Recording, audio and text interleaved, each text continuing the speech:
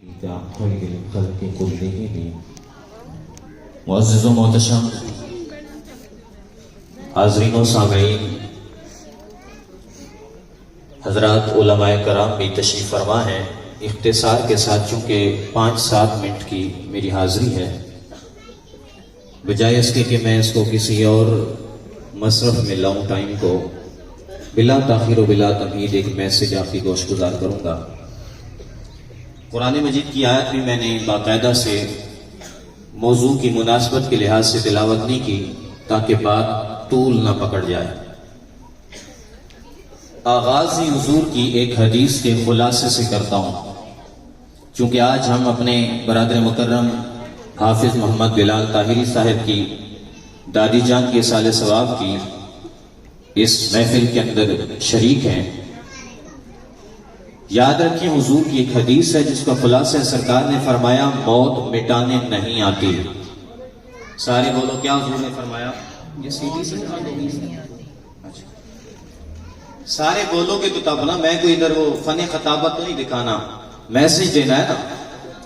حضور نے فرمایا موت مٹانے نہیں آتی. خلاصہ بیان کر رہا ہوں.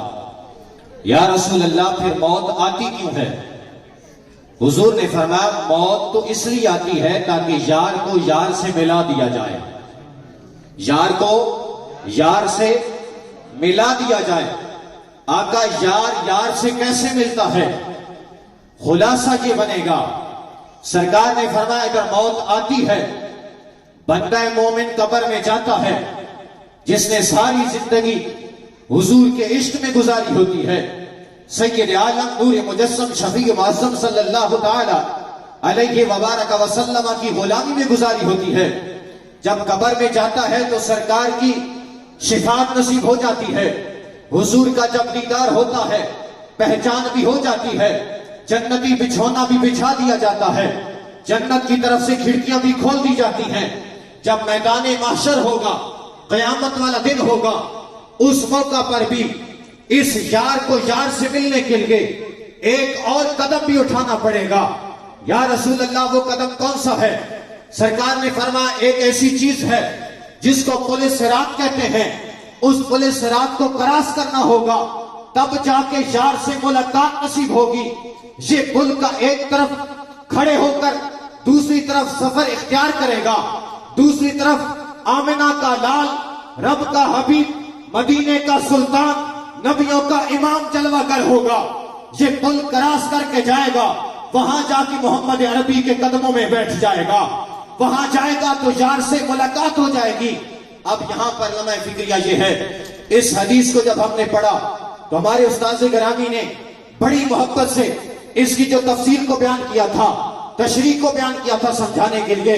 کہتے تھے بیٹا جی یاد رکھو، پل صراط کا لوگوں نے صرف نام سنا ہے، پل صراط کا تذکرہ صرف کتب کے اندر لوگوں نے پڑھا ہے، علماء نے سنایا ہے، لیکن حقیقت سے پردہ اٹھا کر بتایا نہیں ہے کہ پل صراط ہے کیا.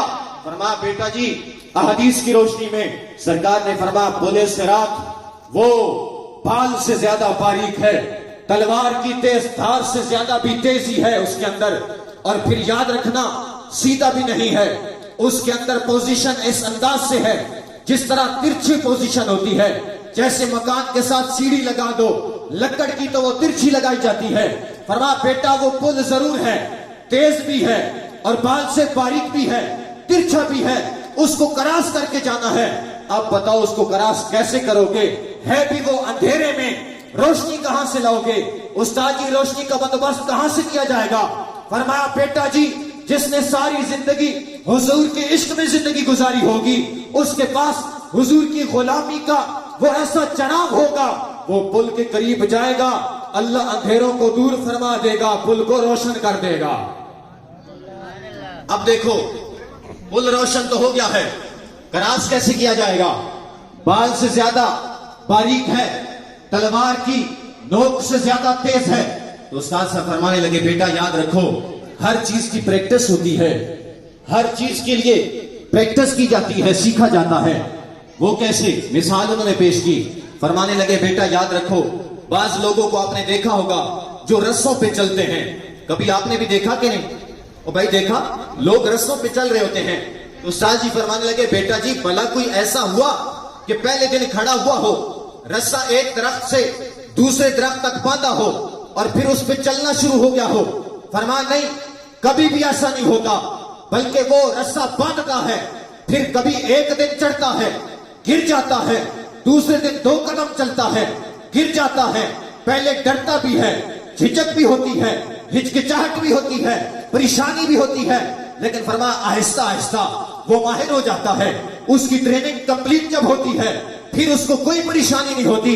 وہ رستہ باندھتا ہے, ایک درخت دور ہے اس کے ساتھ باندھا, دوسری طرف بھی کسی درخت سے یا کسی پول سے باندھ دیا, اب اس نے چھلانگ لگائی, درخت کے اوپر چڑھا, کسی چیز کا سہارا نہیں ہے, اب اس رسے کے اوپر بغیر کسی سپورٹ کے چلنا شروع کر دیا. کہا بیٹا جی یہ کیا تھا؟ اس نے پریکٹس کی ہے.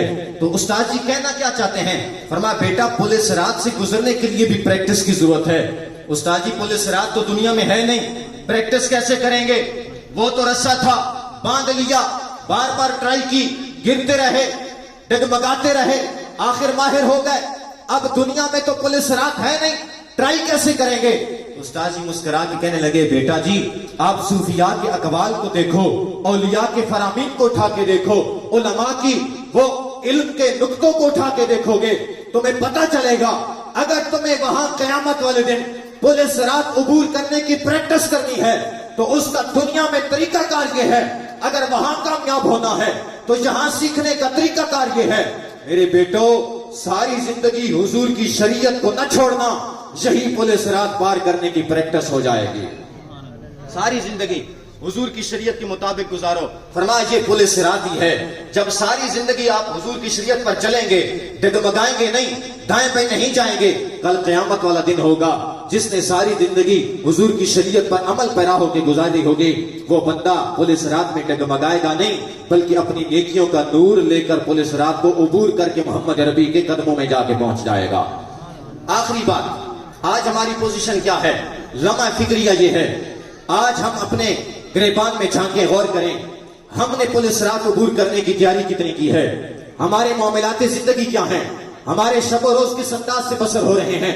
وہ زمانہ تھا جب ہمارے نوجوانوں کے ہاتھوں میں قرآن ہوا کرتا تھا.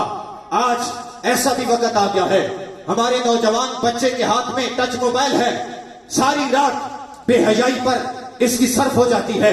ایک وہ وقت تھا جب ہماری نوجوان بیٹی کے ہاتھ میں سیرت فاطمہ کی کتاب ہوا کرتی تھی. آج ہماری نوجوان بیٹی ہے, بہن ہے, بہو ہے, بیوی ہے, اس کے ہاتھوں کے اندر رومانٹک ناول ہوتے ہیں, اخبار جہان ہوتی ہے. افسوس اس بات کا ہے, ایک وہ وقت تھا جب الماریوں میں سامنے قرآن پڑھا ہوا کرتے تھے. آج اس معاشرے پر ایسا وقت بھی آیا ہے, آج قرآن پوچھنا پڑتا ہے, بتاؤ تو صحیح اہل خانہ قرآن کس الماری میں چھپا کے رکھا ہے؟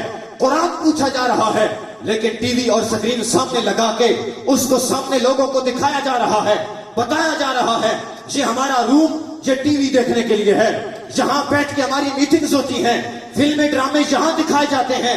میرے بھائی قرآن سامنے رکھنا تھا, ٹی وی چھپانا تھا. تو نے کیا کیا؟ ٹی وی کو سامنے لگا دیا, قرآن کو الماری میں چھپا دیا, جس چیز کو سامنے رکھنا تھا اس کو چھپا دیا. پھر ہم آج کہیں ہم عاشق رسول ہیں. کیسے عاشق رسول ہیں؟ حضور علیہ السلام کی غلامی کی سند اتنی سستی بھی نہیں ملتی. آج دیکھ لو, جس کی پشت پہ ہاتھ رکھو وہ کہتا ہے میں عاشق رسول ہوں, میں محمد عربی کا غلام ہوں. اب سوچنے کی بات یہ ہے, آخری بات, میلاد شریف کا سیزن آتا ہے, چھوٹا ہو بڑا ہو, دنیا دار ہو دیندار ہو, مالدار ہو یا غریب ہو, آپ نے دیکھا ہوگا حضور علیہ السلام کے نالین کا عکس وہ نقشہ سا بنا ہوا ہوتا ہے, بیچ وہ اپنے دلوں پہ بھی لگاتے ہیں کہ نہیں لگاتے؟ وہ لگاتے ہیں کہ نہیں لگاتے؟ اپنی پگڑی پہ, اپنے امامے پہ, ٹوپی پہ لگاتے ہیں کہ نہیں لگاتے؟ لمحہ فکریہ یہ ہے. سوال یہ پیدا ہوتا ہے اور آپ سے پوچھنا یہ چاہتا ہوں, میرے نبی کے غلاموں, اگر واقعی تم حضور کے غلام ہو, تمہیں یقینی طور پہ محبت ہے کہ حضور کے نالین کا نقش بنوا کے تم نے اپنے ماتھے پہ سجایا ہے, تم نے اپنے دل کے اوپر لگایا ہے. لیکن سوال یہ پیدا ہوتا ہے, نالین کو نسبت کس چیز سے ہے؟ حضور کے پاؤں سے ہے.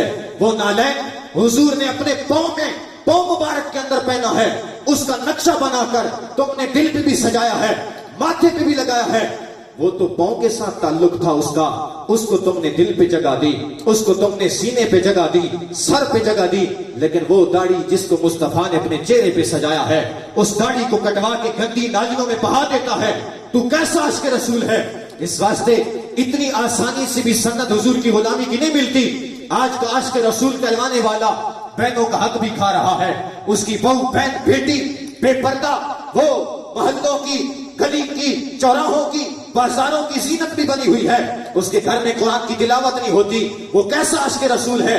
مسجد سے مؤذن حی علی الصلاح حی علی الفلاح کی صدا بلند کر رہا ہے، اس کو گھر سے نکل کے مسجد تک جا کر اللہ کی بارگاہ میں سجدہ ریزی کی توفیق نہیں ہو رہی، اور کہتا ہے میں عاشق رسول ہوں۔ اس واسطے محترم حضرات، یہ بغیر کسی عنوان کے میں نے چند ایک باتیں کر دی، اگر کوئی جملہ ناگوار گزرا ہو تو معذرت خواہ ہوں، دعا کرتا ہوں خالق کی کائنات جل مجدہ الکریم مائی صاحبہ کو کروٹ کروٹ جنت کی بہاریں نصیب فرمائے، اور ہمیں صحیح معنوں میں قرآن و سنت کی روشنی میں زندگیاں گزارنے کی توفیق عطا فرمائے۔ وآخر دعوانا ان الحمدللہ۔